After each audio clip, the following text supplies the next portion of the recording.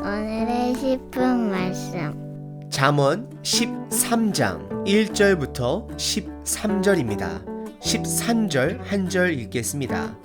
말씀을 멸시하는 자는 자기에게 패망을 이루고 계명을 두려워하는 자는 상을 받느니라.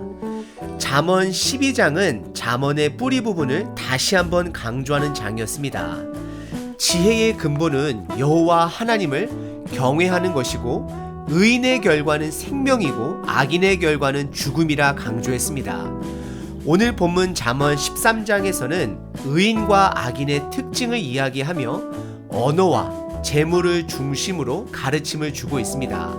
특별히 오늘 본문에서 말하는 언어와 재물은 우리의 마음의 투영인 것입니다. 내 마음이 불평, 불만으로 가득 차 있으면 내 언어와 우리의 얼굴 표정에 모든 것이 드러나게 되어 있습니다. 그리고 물질은 예수님께서도 비유로 설명할 때 물질과 하나님을 겸히 섬길 수 없다 말씀하신 것처럼 우리 사람들이 너무나도 쉽게 마음을 빼앗겨 버리는 부분인 것입니다. 나의 물질관이 성숙할수록 내 삶이, 내 신앙이 성숙해집니다. 그래서 간혹 이런 말들을 듣기도 합니다. 당신의 지갑이 회개하지 않으면 당신은 진정으로 회개한 것이 아니다라고 말을 합니다. 이 말 뜻은 헌금을 많이 하라는 말이 아니라 나의 물질관은 나의 삶하고 밀접한 관계가 있다라는 것입니다. 내 삶이 회개가 되면 물질 또한 회개가 된다라는 것입니다. 오늘 본문을 통해 나의 언어와 물질관을 한번 돌아보시길 바랍니다. 오늘 본문은 크게 세 가지로 나눌 수 있습니다. 첫 번째는 지혜로운 자와 악한 자의 특징을 말하고 있습니다. 두 번째는 지혜로운 재물에 대해 말하고 있습니다. 그리고 마지막 세 번째는 지혜를 통한 성취를 말합니다. 첫 번째 부분은 지혜로운 자와 악한 자의 특징을 비교합니다. 1절서부터 6절입니다. 1절은 시작절로 지혜는 듣는 것에서 시작함을 선포합니다. 지혜로운 아들은 아비의 훈계를 듣고 거만한 자는 꾸지람을 듣지 아니한다라고 잠언의 주제를 다시 한번 강조합니다. 그리고 2절은 사람은 입의 열매로 복록을 누린다 말합니다. 여기서 복록이란 단어는 한자 단어인데 복이 삶 속에서 끊이지 않는 것을 말합니다. 하지만 마음이 괴사한 자, 즉 마음이 자기만 아는 자들은 강포를 당한다 말합니다. 어려움을 당할 것이다 말하고 있습니다. 입의 열매나 마음이 괴사한 자나 둘 다 어떤 마음이냐에 따라서 그것이 복이 될 수도 있고 고난이 될 수도 있음을 말하는 것입니다. 3절에 입을 지키는 자는 자기의 생명을 보존한다 말합니다.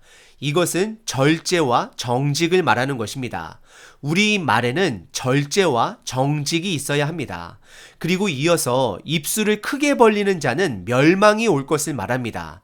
이것은 절제가 없고 거짓이 가득한 자를 말하는 것입니다. 개가 열심히 짖는다라고 해서 똑똑한 개가 아닙니다.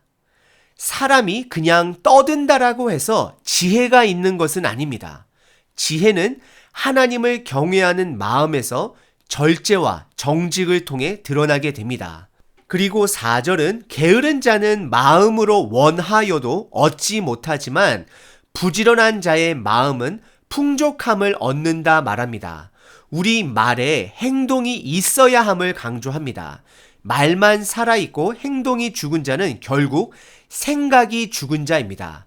우리는 때론 생각이 행동을 만든다라고 믿지만 여러분들 한번 삶을 돌아보시게 되면 행동이 우리의 생각을 만들기도 한다라는 것을 기억하셔야 합니다. 생각해서 배우는 것보다 행동의 옮김으로 배우는 것이 있음을 여러분들 기억하셔야 합니다. 그리고 5절은 의인은 거짓말을 미워하고 악인은 행위가 흉악하여 부끄러움을 당할 것이다 말합니다. 종교개혁가 마틴 루터는 거짓말에 관련해서 다음과 같이 말했습니다. 한 가지의 거짓말을 진실처럼 꾸미기 위해서는 항상 7가지의 추가적인 거짓말이 필요하다 말합니다. 결국 거짓의 결과는 추악함이 드러나므로 부끄러움밖에 남지 않을 것을 말하고 있습니다. 6절에 공의는 행실이 정직한 자를 보호한다 말하고 악인은 죄인을 패망하게 한다 말을 합니다. 공의로운 삶을 사는 자는 안전하고 악의 삶을 사는 자는 멸망할 것을 말하고 있습니다. 1절서부터 6절은 의인과 악인의 특징을 보여주고 있습니다. 결국 악인은 본인의 악으로 죽게 될 것이고 의인은 그의 생명의 지혜를 얻게 될 것을 말하고 있습니다.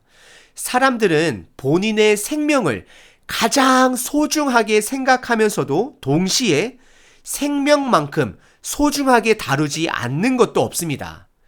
여러분들 오늘 하루의 생명을 소중하게 여기시고 계신가요? 오늘 본문의 두 번째 부분은 지혜로운 재물에 대해 가르침을 주고 있습니다. 7절서부터 11절입니다. 7절에 스스로 부한 채 하여도 가진 것이 없는 자가 있고 스스로 가난한 채 하여도 재물이 많은 자가 있다 말합니다. 부한 채를 한다라는 것은 허위 허식의 삶을 사는 사람들을 말하고 있습니다. 나의 재물이 많아지면 많아질수록 나의 값어치가 높여진다라고 생각하는 사람들이 있습니다. 이런 사람들은 본인의 값어치를 높이기 위해 최대한 부자인 척 하게 됩니다. 그러다 보면 결국 그 체면으로 인해 오히려 가난하게 될 것입니다. 하지만 반면에 가난한 채 하여도 재물이 많은 자가 있다 성경은 말합니다. 이런 사람들은 남을 의식하지 않고 본인의 재물관에 맞게 사는 사람을 말하고 있습니다. 믿는 자의 재물관을 한 단어로 표현하자면 청지기입니다. 나의 것은 없지만 하나님이 나에게 맡겨주신 재물을 청지기 정신으로 사용하는 지혜 있는 자를 말하는 것입니다. 그리고 8절에 사람의 재물이 생명의 속전일 수 있다 말합니다. 이것은 재물이 너무 많을 경우 그것으로 인해 생명이 담보로 잡히게 된다라는 것입니다. 위협을 받을 수 있다라는 것입니다. 하지만 반대로 가난한 자는 협박을 받을 일이 없다라고 말을 합니다. 재물은 사용하는 것이고 누릴 수 있어야 하는 것입니다. 한 가지 예로 여성분들께서 좋은 가방을 사셨을 경우 갑자기 비가 오게 되면 그 가방을 머리 위로 두고 비를 피하는 것이 아니라 오히려 그 몸뚱이는 비를 쫄딱 맞더라도 그 가방은 옷 속에 품으며 비를 안 맞게 하는 자가 되는 것입니다. 재물이 우리의 주인이 되었을 때 전문 단어로 주객이 전도되었다라고 말을 하고 있습니다. 하지만 사람은 모두가 다 생명이 속전이 될지언정, 즉 담보가 될지언정 돈을 최대한 만져보는 것을 바라게 됩니다. 이것은 인간의 탐욕입니다. 그 탐욕이 자식을 낳게 되면 그것을 죄라고 얘기합니다. 하나님을 멀리하게 됩니다. 그리고 그 죄가 성장하게 되면 결국 죽음에 이른다라고 성경은 말합니다. 우리 삶에 하나님이 부어주신 물질적 축복은 적극적으로 환영해야 합니다. 하지만 갈망할 필요는 없습니다. 단지 어떻게 사용할지를 지혜롭게 고민해야 하는 것입니다. 그래서 9절에 의인의 빛은 환하게 빛나고 악인의 등불은 꺼진다 말합니다. 의인이 사용하는 재물은 세상의 빛이 될 것이고 악인의 재물은 결국 사라질 것을 말하고 있습니다. 그리고 10절에 교만은 다툼만을 일어나게 하고 권면을 듣는 자는 지혜가 있다 성경은 말합니다. 우리는 서로 내 뜻만을 고집할 때 다툼이 일어나고 성경 말씀을 듣고 서로 양보할 때 지혜를 얻게 됩니다. 교만은 내 것을 내 마음대로 사용하는 것이고 지혜는 하나님의 것을 하나님의 뜻대로 사용할 줄 아는 자인 것입니다. 그래서 11절에 망령되어 얻은 재물은 줄어들 것이고 손으로 즉 정직하게 모은 돈은 늘어난다 말을 합니다. 우리말 속담에 도둑개는 살이 안 찐다는 말이 있습니다.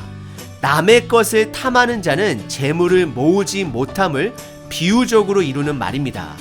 재물은 탐하는 것이 아니라 하나님의 뜻을 위해 사용해야 함을 기억하셔야 합니다.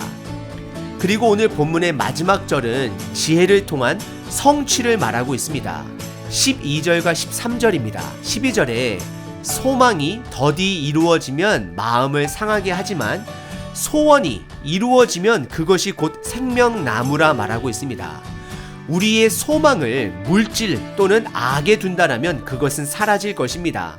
하지만 우리의 소원을 마음에 두면 그것은 우리를 성장하게 하는 생명나무가 될 것이다 말을 하고 있습니다. 그래서 13절에 다른 말로 말씀을 멸시하는 자는 패망을 이루고 계명을 두려워하는 자, 즉 말씀을 인식하고 지키는 자는 상을 받을 것이다 라고 말을 합니다. 여기서 계명을 두려워하는 자는 잠언 전체의 중심 구절인 여호와를 경외하는 것이 지식의 근본이다라는 말을 다시 한번 강조하고 있는 것입니다. 하나님을 경외한다라는 것은 거룩한 눈치를 갖고 있는 사람들을 말합니다. 거룩한 눈치를 보는 사람은 두 가지를 인정하는 사람입니다. 첫 번째는 하나님은 나의 온 우주의 주인이다라는 것을 아는 사람입니다. 두 번째는 나는 그분의 청직이라는 것을 알고 있다라는 것입니다. 오늘 하루 나의 언어 속에, 나의 물질 속에, 나의 삶 속에 하나님이 주인 되심을 드러내시는 하루 되시길 바랍니다.